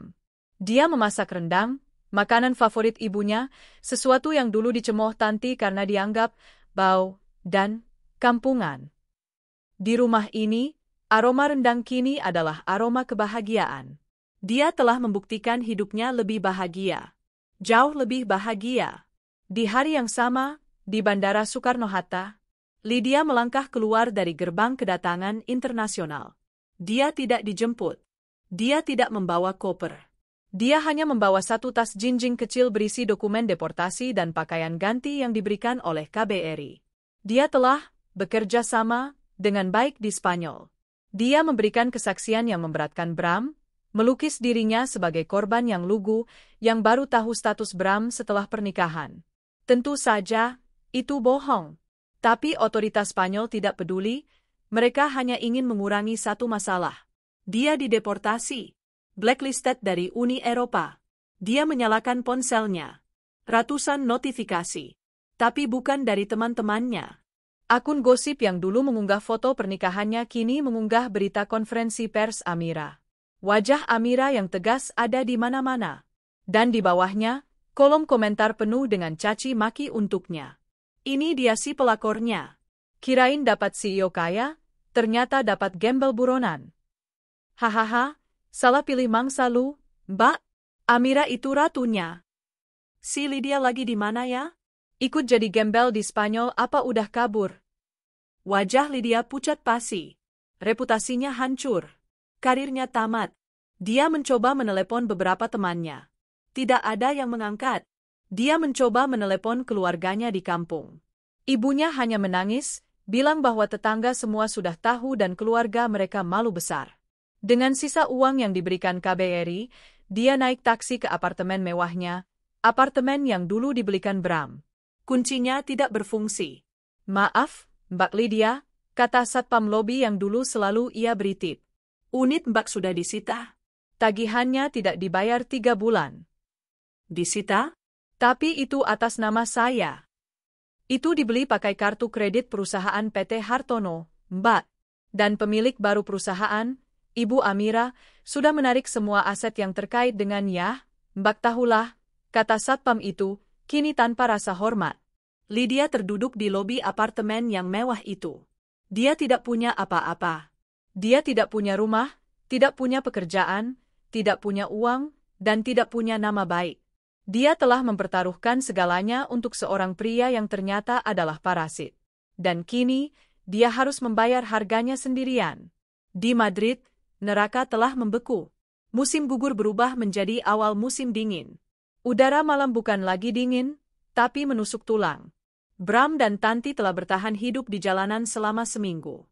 Mereka diusir dari stasiun Atocha oleh polisi. Mereka kini bersembunyi di bawah jembatan, bersama gelandangan dan pecandu narkoba lainnya. Bram tidak lagi terlihat seperti Bram. Wajahnya cekung, janggutnya tumbuh tak terurus. Setelan jas mahal yang ia pakai kini compang-camping dan berbau busuk. Dia menghabiskan hari-harinya mengais-ngais tempat sampah restoran untuk mencari sisa makanan. Tapi yang paling parah adalah kondisi Tanti. Wanita itu terbaring di atas tumpukan kardus, menggigil hebat. Batuknya yang kering kini berubah menjadi batuk berdahak yang mengkhawatirkan. Napasnya terdengar berat dan berbunyi. Bram dingin? Rintih Tanti, bibirnya biru. Mama tidak kuat? Sabar, Ma. Sabar, bisik Bram, mencoba menyelimuti ibunya dengan jasnya yang kotor. Tapi itu sia-sia. Bram tahu ibunya sekarat. Demamnya sangat tinggi. Dia butuh dokter. Dia butuh obat. Malam itu, Tanti mulai mengigau. Dia memanggil-manggil nama cucu yang tidak pernah ia miliki. Dia memaki-maki Amira. Lalu dia menangis, meminta pulang. Bram tidak tahan lagi. Dia meninggalkan Tanti sejenak, berlari ke jalan raya, dan menghentikan mobil polisi yang sedang berpatroli dengan cara berdiri di tengah jalan. Por favor, mi madre, teriaknya putus asa. Mi madre se muere. Tolong, ibu saya. Ibu saya sedang sekarat. Dua petugas polisi keluar, senjata mereka terhunus, kaget melihat pria kotor yang berteriak histeris. Tenang. Tranquil. Bram menunjuk ke bawah jembatan. Polisi mengikutinya dan menemukan Tanti yang sudah setengah sadar. Melihat kondisi Tanti yang parah, mereka segera memanggil ambulans. Sementara para medis mengurus Tanti, petugas polisi yang satu lagi menanyai Bram. Identitas Anda? Pasaporte. Saya tidak punya, bohong Bram. Polisi itu menatapnya curiga. Pria ini, meskipun kotor, aksen Spanyolnya nol, tapi aksen Inggrisnya terdengar terpelajar. Dia bukan gelandangan biasa. Polisi itu mengeluarkan perangkat pemindai sidik jari portabel. Letakkan jempolmu di sini. Bram tahu ini adalah akhir. Tapi demi ibunya, dia menurut. Dia meletakkan jempolnya di alat itu. Beberapa detik kemudian, alat itu berbunyi. Wajah petugas polisi itu langsung berubah tegang. Dia menarik senjatanya. Manos Arib. Ahora. Angkat tangan. Sekarang. Rekan polisinya berlari menghampiri. Apa? Alerta roja de Interpol. Bram Hartono. Penggelapan dana besar-besaran. Buronan. Bram tidak melawan. Dia mengangkat tangannya pasrah. Dia diborgol dengan kasar dan didorong ke mobil polisi. Mama, bagaimana dengan ibuku? Teriaknya saat pintu mobil dibanting. Dia akan dibawa ke rumah sakit publik, kata petugas itu dingin. Kamu akan dibawa ke tempat yang seharusnya. Bram Hartono, mantan CEO, pria kaya raya yang sombong, kini resmi menjadi tahanan di penjara Spanyol, menunggu proses ekstradisi yang rumit. Ambulans membawa Tanti ke Hospital Universitario 12 de Octubre. Dia didiagnosis menderita pneumonia akut dan hipotermia parah. Dia sendirian. Tidak ada keluarga. Tidak ada yang menandatangani berkas. Dia hanya pasien X, seorang wanita Asia tak dikenal yang ditemukan di jalanan. Amira telah membuat mereka benar-benar hancur. Kabar kematian Tanti Hartono datang ke Indonesia tidak melalui obituari yang megah di koran nasional, seperti yang mungkin selalu ia impikan. Kabar itu datang dalam bentuk email birokrasi yang dingin dari KBRI Madrid, yang diteruskan oleh Pak Bima ke Amira. Subjek, notifikasi kematian WNI, Nyonya Tanti Hartono. Amira sedang duduk di meja kerjanya yang baru. Bukan lagi meja Bram yang penuh ukiran kayu gelap, tapi meja kaca modern yang menghadap langsung ke pemandangan Jakarta. Dia baru saja menyelesaikan rapat anggaran triwulan pertama Salsabila Group. Semuanya menunjukkan profit. Dia membaca email itu. Ditemukan di jalanan meninggal dunia di rumah sakit publik, pneumonia akut dan hipotermia, tidak ada keluarga yang mengklaim jenazah telah dikremasi sesuai prosedur pemerintah kota. Amira terdiam. Dia tidak menangis. Dia tidak tersenyum. Dia hanya menatap layar itu, membiarkan setiap kata meresap. Wanita yang selama 8 tahun telah meracuni hidupnya, yang menghinanya setiap hari, yang menertawakan penderitaannya, kini telah tiada. Mati dalam kondisi yang lebih buruk dari pengemis. Menjadi abu tanpa nama di negeri asing. Sekretarisnya masuk. Bu Amira, jadwal Anda selanjutnya adalah makan siang dengan tim legal. Amira mendongak, matanya jernih. Tidak ada keraguan. Tolong batalkan, katanya dengan suara tenang. Dan pesankan saya tiket ke Bali untuk akhir pekan ini. 2 tiket, kelas bisnis. Atas nama saya dan Ibu Lastri. Saya rasa, ibu saya perlu melihat pantai. Baik, Bu. Sekretaris itu keluar. Amira membalas email Pak Bima. Pak Bima, terima kasih informasinya. Saya tidak memiliki kewajiban hukum ataupun moral untuk mengurus abu jenazah almarhumah. Silakan berkoordinasi dengan Tuan Bram Hartono di penjara Centro Penitenciario Madrid V. Dia adalah satu-satunya ahli waris yang tersisa. Segala biaya yang timbul bukan menjadi tanggung jawab saya ataupun Salsabila Group. Tolong tutup kasus ini. Fokus kita sekarang adalah percepat ekstradisi Tuan Bram. Dia menekan tombol, kirim. Buku itu telah tertutup. Beban 8 tahun yang ia pikul, kebencian dan harapan agar wanita itu berubah, semuanya lenyap bersama abu yang tak akan pernah ia lihat. Dia meraih ponselnya dan menelepon ibunya di penthouse. "Bu," sapanya ceria, "siap-siap." "Ya." "Akhir pekan ini Amira ajak ibu ke Bali.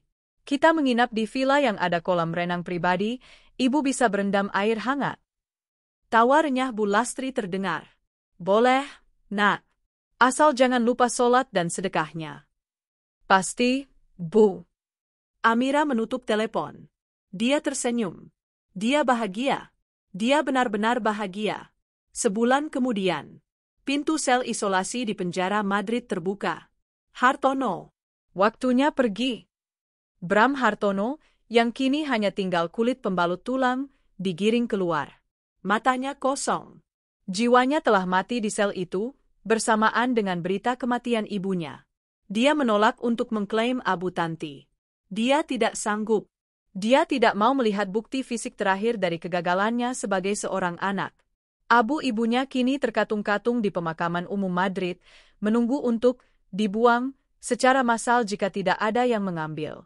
Bram diterbangkan kembali ke Indonesia dengan pengawalan ketat Interpol. Di Bandara Soekarno-Hatta, suasananya sangat berbeda dengan saat dia berangkat ke Spanyol. Tidak ada tawa. Tidak ada keluarga besar. Yang ada hanyalah kerumunan wartawan yang ganas dan puluhan petugas kepolisian. Saat dia digiring keluar, kilatan lampu kamera menyambutnya. Dia mengenakan baju tahanan biasa, tangannya diborgol. "Hah? Kemana uangnya?" Bram? "Apa benar ibumu mati jadi gelandangan?" Bram? "Apa pesanmu untuk Amira?" Bram hanya menunduk. Dia tidak memiliki apa-apa lagi untuk dikatakan. Di depan pintu keluar, seorang petugas dari Kejaksaan Agung sudah menunggu. Dia membentangkan sebuah rompi oranye. Rompi tahanan Kejaksaan RI. Klik. Rompi itu dipakaikan padanya. Kilatan kamera mengabadikan momen itu. Momen di mana seorang mantan CEO yang angkuh, kini resmi menjadi pesakitan di negerinya sendiri. "Bawa ke mobil tahanan," perintah jaksa. Bram didorong masuk ke mobil lapis baja. Perjalanan mewahnya ke Spanyol telah berakhir dengan perjalanan satu arah ke penjara Cipinang. Dia akan menghabiskan sisa hidupnya di balik jeruji, membusuk bersama penyesalannya, dihantui oleh bayangan istri yang ia sepelekan dan ibu yang mati karena kesombongannya. Di saat yang bersamaan, di puncak gedung Salsabila Tower, Amira berdiri di depan jendela kaca raksasa di ruang rapat dewan. Dia baru saja menyelesaikan presentasi yang brilian di depan Dewan Komisaris yang telah ia rombak total. Pak Wijaya menepuk bahunya. "Luar biasa, Mir. Kamu tidak hanya menyelamatkan perusahaan ini. Kamu membuatnya terbang." "Ayahmu pasti bangga." Amira tersenyum tipis. "Ini baru permulaan, Pak." Ponselnya bergetar. Pesan singkat dari Pak Bima. "Sudah mendarat. Rompi oranye sudah terpasang." Dia langsung dibawa ke rutan kejaksaan. Amira membaca pesan itu, lalu menguncinya kembali. Dia tidak merasakan apa-apa. Tidak ada kemenangan, tidak ada dendam. Hanya selesai. Dia menatap langit Jakarta yang cerah. Dia telah mengambil kembali asetnya. Dia telah mengusir mereka dari rumahnya. Dia telah membuat mereka hancur. Dia telah membuktikan bahwa dia tidak bisa disepelekan. Dan yang terpenting, dia telah membuktikan bahwa hidupnya jauh lebih bahagia tanpa mereka. Amira Salsabila, yang dulu terbuang, kini telah menjadi ratu di singgasananya sendiri. Dia adalah bos besar. 2 tahun berlalu. 2 tahun adalah waktu yang singkat bagi sejarah, tapi waktu yang cukup untuk mengubah segalanya. Di Salsabila Group, 2 tahun adalah era kebangkitan. Di bawah kepemimpinan Amira Salsabila, perusahaan yang hampir bangkrut itu melesat. Amira memiliki insting bisnis tajam yang diwarisi dari ayahnya, dipadukan dengan ketegasan yang ditempa oleh penderitaan. Dia tidak hanya membersihkan perusahaan dari korupsi. Dia berinovasi. Dia berekspansi ke properti dan teknologi, mendiversifikasi portofolio Salsabila Group hingga menjadi salah satu konglomerat yang paling disegani di Asia Tenggara. Malam ini, di ballroom mewah Hotel Ritz-Carlton, diadakan acara Indonesia Business Leaders Award 2027. Ratusan mata tertuju ke panggung. Dan penghargaan tertinggi malam ini, suara MC menggema, untuk CEO of Fear, jatuh kepada Ibu Amira Salsabila dari Salsabila Group. Tepuk tangan membahana. Amira berdiri. Dia tidak lagi mengenakan warna-warna gelap atau power suit yang kaku. Malam ini, dia mengenakan gaun sutra berwarna emerald green yang mengalir. Rambutnya yang dulu dipotong pendek kini dibiarkan tergerai panjang dan berkilau. Dia berjalan ke panggung. Auranya bukan lagi aura kemarahan atau balas dendam. Auranya adalah ketenangan, kekuasaan, dan kebahagiaan yang murni. Dia menerima piala kristal itu. Kilatan kamera menyilaukan. Terima kasih. Suaranya tenang, namun didengar oleh semua orang. 2 tahun lalu, saya mengambil alih perusahaan ini dari ambang kehancuran. Banyak yang meragukan saya. Mereka melihat saya hanya sebagai seorang istri. Dia berhenti sejenak, membiarkan kata-kata itu meresap. Malam ini, lanjutnya, saya berdiri di sini membuktikan bahwa seorang wanita bukan ditentukan oleh status pernikahannya, bukan ditentukan oleh siapa pria di sampingnya, tapi oleh integritas, kerja keras, dan visinya. Dia tersenyum hangat. Penghargaan ini saya dedikasikan untuk almarhum ayah saya yang mengajari saya berbisnis. Dan untuk malaikat saya, ibu saya, yang mengajari saya untuk tetap berdoa bahkan di saat paling gelap. Tepuk tangan kembali bergemuruh. Amira kembali ke mejanya. Di meja itu, Bu Lastri, yang kini terlihat jauh lebih sehat dan bahagia dalam balutan kebaya mewah, menyambutnya dengan pelukan. Ibu bangga sekali, Nak. Terima kasih, Bu. Sebuah tangan kokoh dan hangat terulur, menggenggam tangan Amira. Amira menoleh dan tersenyum pada pria di sampingnya. Namanya Farhan. Seorang arsitek ternama yang sukses atas usahanya sendiri. Mereka bertemu setahun lalu di sebuah proyek amal. Farhan tidak terintimidasi oleh kekuasaan Amira. Dia mengaguminya. Dia tidak membutuhkan uang Amira. Dia mencintai otaknya, hatinya, dan kekuatannya. Kamu luar biasa, Amira, bisik Farhan, matanya penuh kekaguman tulus. Kita luar biasa, balas Amira. Dia telah membuktikan segalanya. Hidupnya 100 kali lipat lebih bahagia. Dia memiliki karir yang cemerlang, ibu yang terawat, dan seorang calon pendamping hidup yang menghormatinya sebagai ratu. Di saat yang bersamaan, di 2 tempat berbeda, gema kesuksesan Amira terasa seperti tamparan. Kontras 1, Penjara Cipinang. Televisi di aula rekreasi penjara menyiarkan acara penghargaan itu. Bram Hartono, kini hanya nomor tahanan 404, sedang menyapu lantai. Wajahnya yang dulu tampan kini tirus, tua, dan penuh codet bekas perkelahian penjara. Rambutnya sudah banyak beruban. Dia telah divonis 20 tahun penjara atas penggelapan dan pencucian uang. Semua bandingnya ditolak. Dia mendongak saat mendengar nama Amira Salsabila. Dia melihat wanita di layar itu. Cantik, berkuasa, bercahaya. Itu adalah wanita yang dulu membuatkannya kopi setiap pagi. Wanita yang dulu ia sebut bodoh dan mandul. Wow, Bram, teriak seorang narapidana bertato. Itu mantan bini lu, kan? Yang lu buang demi pelakor? Narapidana lain tertawa. Gobloknya permanen. Udah numpang hidup, korupsi pula. Sekarang bininya jadi ratu, elo jadi babu di sini. Hahaha. Sebuah sisa roti basi dilemparkan, mengenai kepala Bram. Bram tidak berani melawan. Dia hanya menunduk, melanjutkan sapuannya, sementara air mata panas penuh penyesalan mengalir di pipinya yang kotor. Dia tidak akan pernah keluar. Dia akan mati di tempat ini sebagai pecundang terbesar. Kontras 2, pasar malam di pinggiran kota. Di sebuah pasar malam yang becek, di antara teriakan penjual obat dan suara musik dangdut yang memekakkan. Seorang wanita dengan wajah lelah, mengenakan kaos pudar dan celemek kotor, sedang menggoreng sosis bakar di sebuah kedai kecil. Itu Lydia. Setelah dideportasi, reputasinya hancur. Tidak ada perusahaan yang mau menerimanya. Dia mencoba menjadi influencer, tapi kolom komentarnya penuh caci maki. Dia menghabiskan sisa tabungannya, menjual kalung berliannya, dan akhirnya berakhir di sini, bekerja di kedai sosis milik sepupunya. Seorang pelanggan yang sedang menunggu pesanan, membuka ponselnya.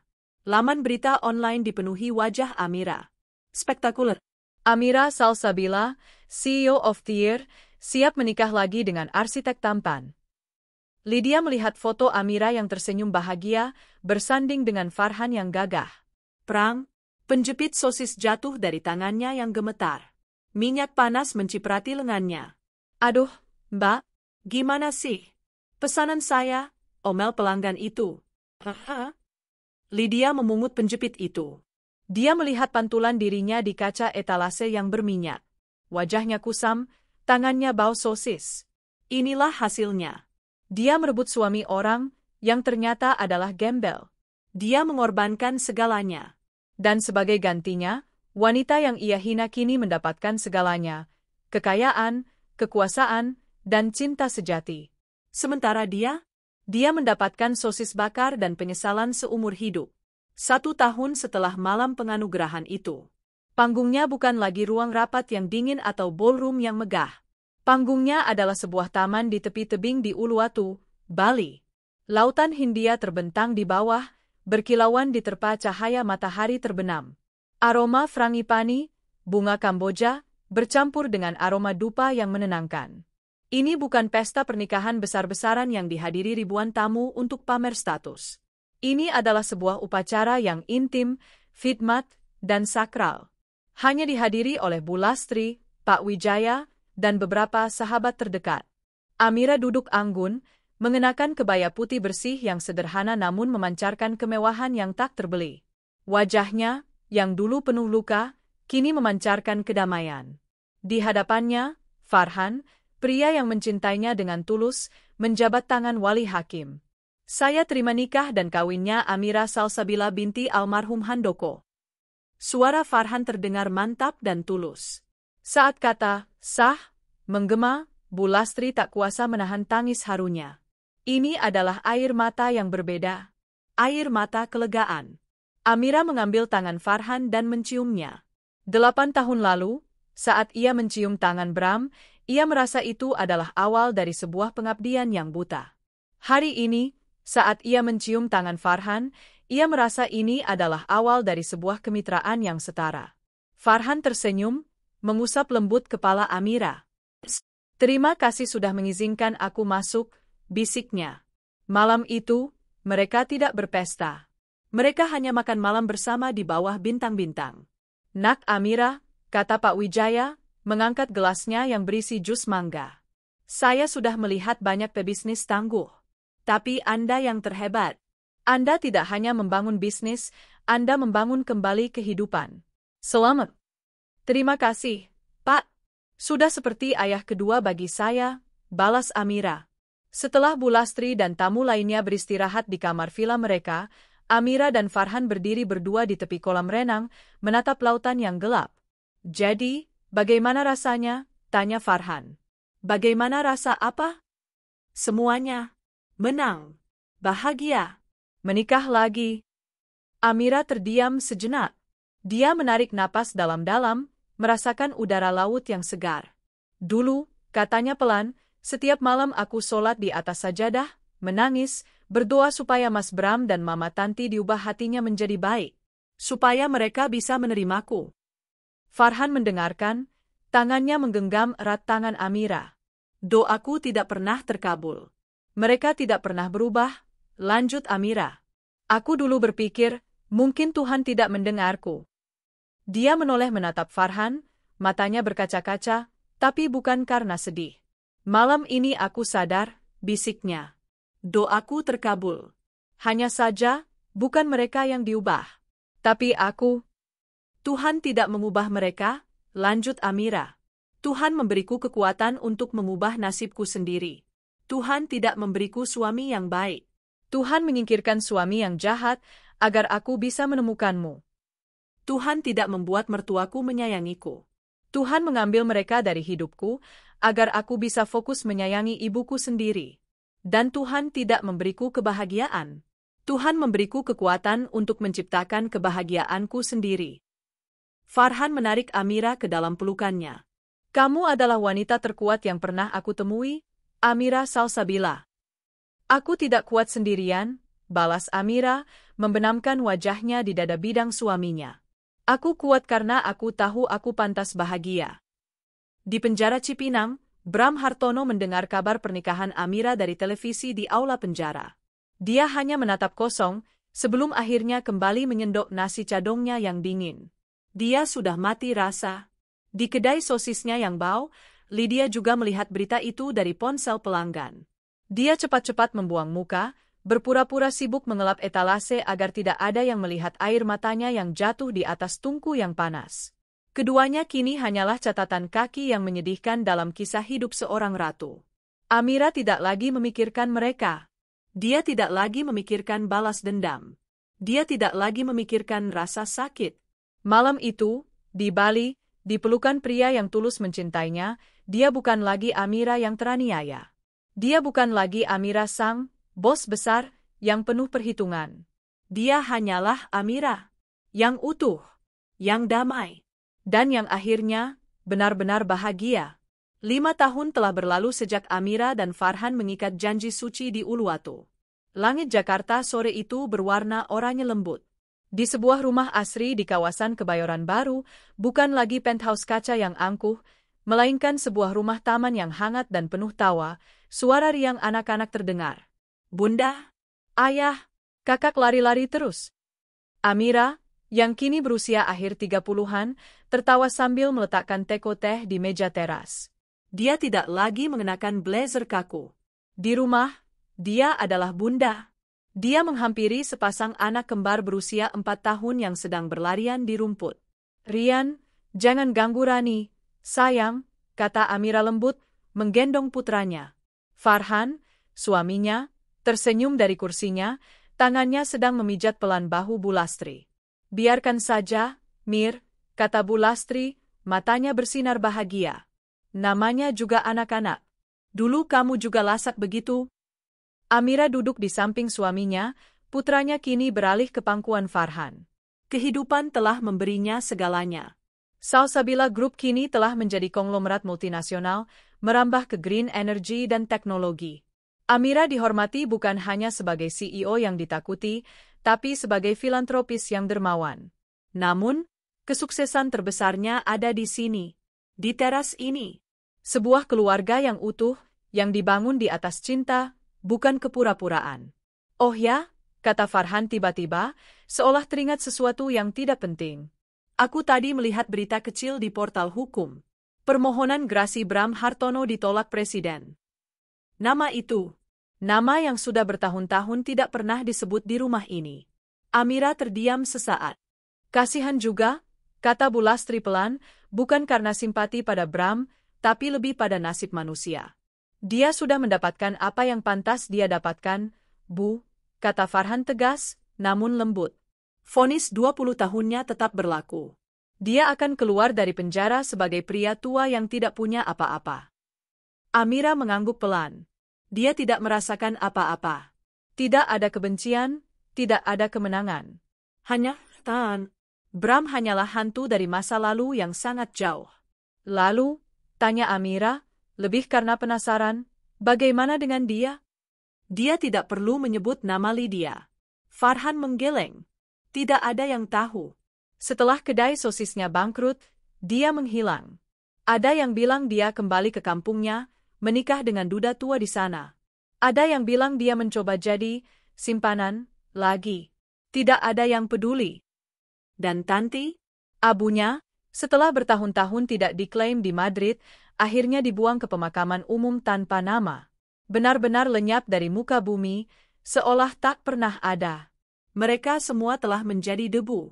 Rian, putra kecilnya, menepuk pipi Amira, membuyarkan lamunannya. Bunda, lihat, pesawat.